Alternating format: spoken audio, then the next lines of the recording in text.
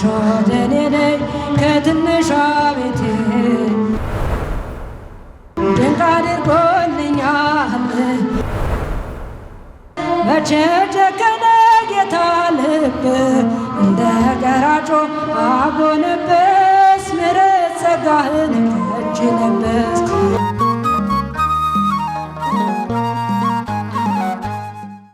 ትንሿ ደኔ ነይ ከትንሿ ቤቴ አማልጅኝ